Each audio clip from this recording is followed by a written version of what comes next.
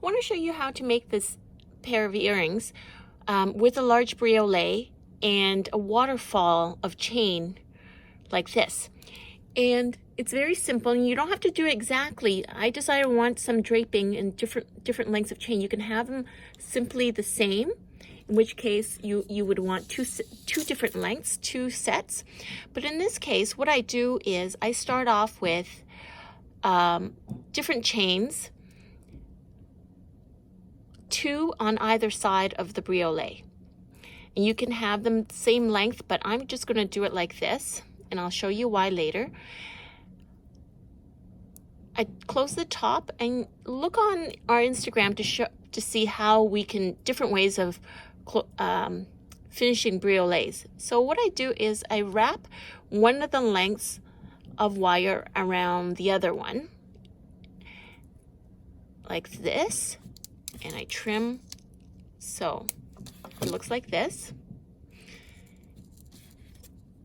And then what I do is I make the loop. So in the end, what you have is a bunch of chains like this that are draping in the front.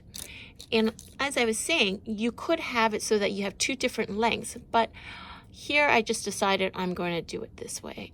And I make it so that it will drape evenly like this.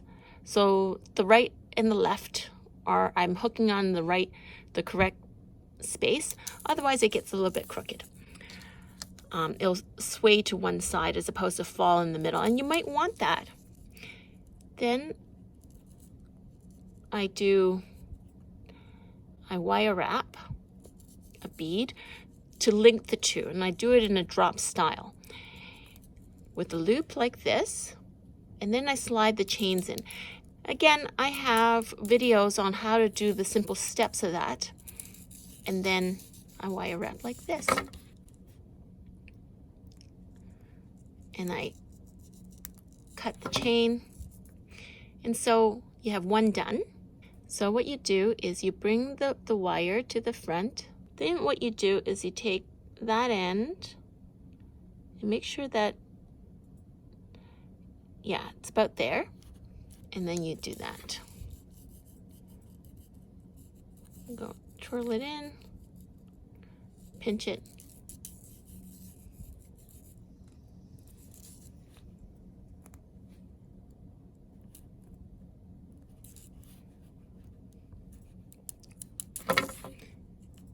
You have that, and then you're ready to put the hook on. So just to show you what it'll look like